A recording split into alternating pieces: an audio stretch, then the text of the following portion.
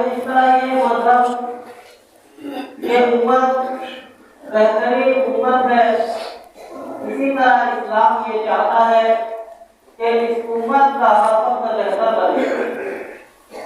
اس لیے اسلام میں ایمان اور اعمال کے بعد اچھے اخلاق اور اچھی بات چیت، اچھی گفتگو کو اہمیت دیا،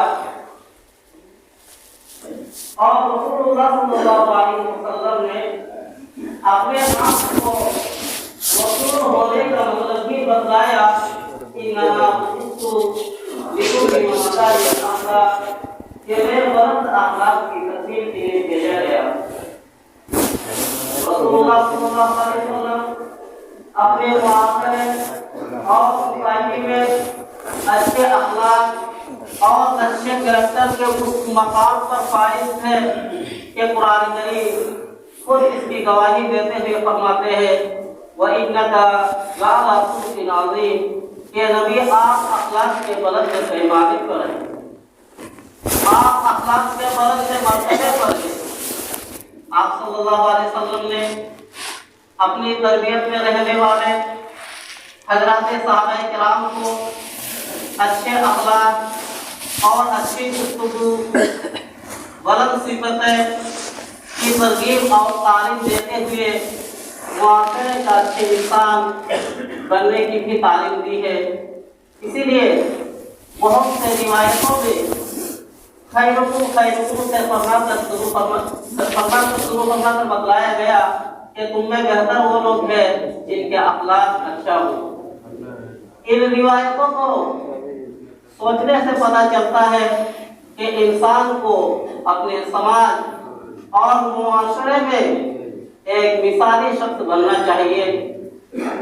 اسی لیے بعض حدیثوں کا تعلق خیرکم کہہ کر فرمایا کہ تم میں بہتر وہ لوگ ہیں جو عبادت میں بہتر ہو، لیکن بہت سے احادیث کا تعلق ان روایتوں ان احادیث کا تعلق بہتر ان لوگوں کا بتلایا گیا جو معاملات، معاشرات، اچھے اخلاق، رشتہ داروں کے ساتھ اچھا تعلق، حسن معاشرت اور انفرادی زندگی سے متعلق ہے۔ میرے بھائیوں، اللہ کے رسول صلی اللہ علیہ وسلم نے فرمایا ان من خیارکم احسنکم اخلاقا، کہ تم میں بہتر وہ لوگ ہیں کہ جن کے اخلاق اچھے ہوں۔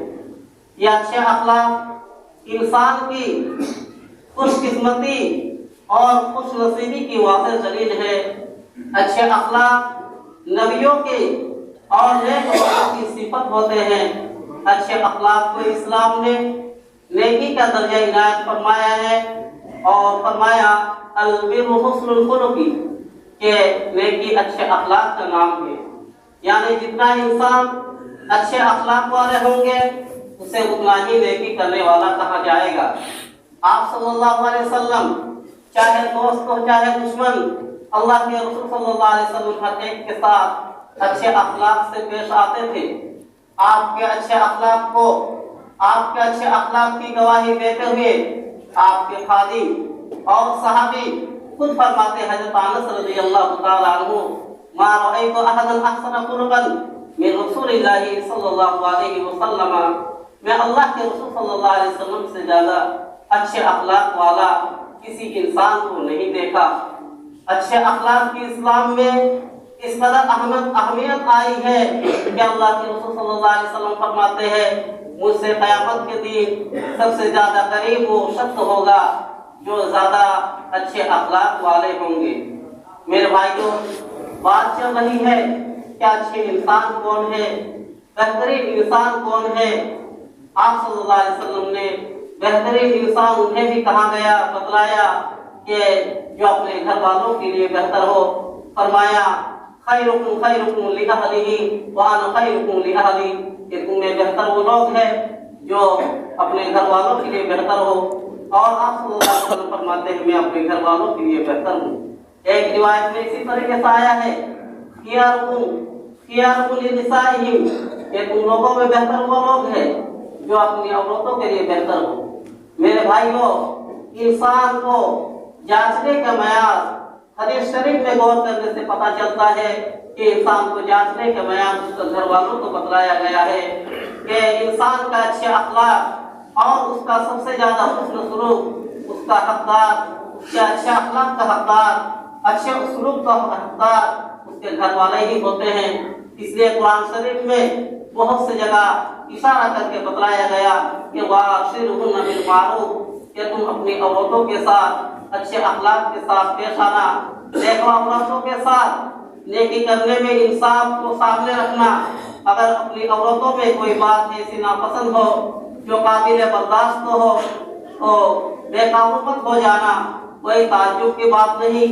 کچھ عادتیں ہو سکتا ہے کہ تمہیں ناپسند ہو، لیکن عورتوں میں اللہ تعالیٰ نے بہت سارے خیر اور خوبی رکھی ہے۔ میرے بھائیو، آپ صلی اللہ علیہ وسلم کی اس دیوان زندگی امہات المؤمنین کے ساتھ اور آپ صلی اللہ علیہ وسلم کا حسن سلوک اپنی بیویوں کے ساتھ سب سے ایک عظیم نمونہ ہے۔ اتنے بڑے نبوت کے مقام پر ہونے کے باوجود آپ صلی اللہ علیہ وسلم اپنی بیویوں کے مکمل خیال رکھتے تھے اور ان کے اپنے گھر والوں کے کاموں میں ہاتھ بٹاتے تھے۔ اس لیے اپنے گھر والوں کے ساتھ اچھا برتاؤ کرنا، ان کے کاموں میں ہاتھ بٹانا، یہ سنت رسول ہے۔ یہ ایسی قیمتی تعلیمات ہے جن کو آج کے دور میں ہمیں اپنانے کی ضرورت ہے، جبکہ آج کے ماحول میں ہمارے وطن کی فضا مسلمانوں کے خلاف ایک زہر کی شکل میں پھیلائی جا رہی ہے اور بگاڑی جا رہی ہے کہ مسلمان عورتوں کے ساتھ اچھا سلوک نہیں کرتے، ایک بدنام کیا جا رہا ہے۔ اس لیے ہمیں اچھے اخلاق اپنے گھر والوں کے ساتھ پیش کرنے کی ضرورت ہے۔ میرے بھائیوں، بہترین لوگ کے متعلق بات چیت چل رہی ہے۔ حضرت ابو ہریرہ رضی اللہ تعالیٰ عنہ فرماتے ہیں کہ آپ صلی اللہ علیہ وسلم نے لوگوں سے بتلایا، کیا میں تمہیں بتاؤں کہ بہترین لوگ کون کون ہیں؟ آپ صلی اللہ علیہ وسلم نے فرمایا کہ بہترین لوگ وہ ہے، بہترین انسان وہ ہے جس سے کوئی خیر کی امید ہو، جس سے کوئی بھلائی کی امید ہو اور لوگ اس کی تکلیف سے محفوظ رہے، اس سے کسی کو کسی طریقے سے کوئی تکلیف نہ پہنچے۔ اور سب سے برا انسان وہ ہے جس سے کوئی بھلائی کی، اچھائی کی امید نہ ہو اور لوگ اس کی تکلیف سے محفوظ نہ رہے۔ میرے بھائیوں، اس لیے معاشرے کے اندر امن و سکون، معاشرے کو قائم کرنا ضروری ہے۔ اسی لیے اسلام نے آپسی تعلق کو مضبوط بنانے کے لیے اور ایک دوسرے کی تعاون کرنے کی تعلیم دی ہے کہ کوئی شخص معاشرے میں کسی شخص کو کسی طریقے سے کوئی تکلیف نہ پہنچائے۔ یہ ایسی کی تعلیمات ہے جن کو مسلمانوں کو آج کے دور میں اپنانے کی ضرورت ہے۔ میرے بھائیوں، نوجوانوں نے پکڑا، نعرہ تکبیر، علماء کرام، چھوڑ دو مجھ کو تنہا خدا کے لیے، میرے دل کا مت پوچھئے، دل کا مت پوچھئے، چھوڑ دو مجھ کو تنہا خدا کے لیے، حال کیا ہے میرے دل کا مت پوچھئے، چھوڑ دو مجھ کو۔ بہترین لوگوں کو بھی کہا گیا ہے جو لوگوں کو کھانا کھلائے اور سلام کا جواب دے۔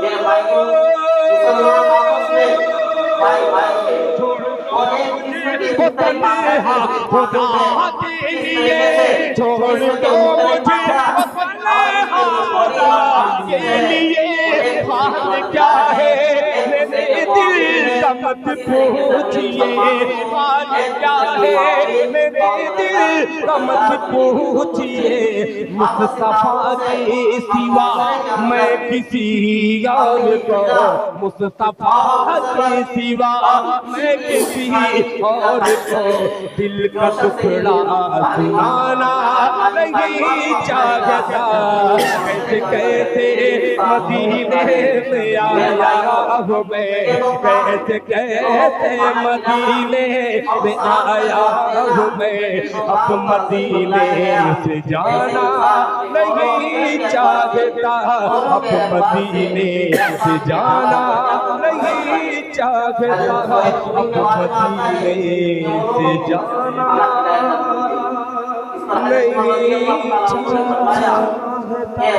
اس طریقے سے کثرت سے کھانا کھلانا یہ تو فضول خرچی میں داخل ہے۔ حضرت نے فرمایا میں رسول اللہ صلی اللہ علیہ وسلم کی اس فرمان کی وجہ سے یہ عمل کر رہا ہوں کہ آپ صلی اللہ علیہ وسلم نے فرمایا ان من خیارکم من اطعم الطعام ورد السلام، کہ لوگوں میں بہتر لوگ وہ ہے جو لوگوں کو کھانا کھلائے اور سلام کو پھیلائے، سلام کا جواب دے۔ میرے بھائی اسی لیے ہمیں معاشرے کے اندر غریب مسکین اور حاجت مند کی مدد کرنے کی ضرورت ہے۔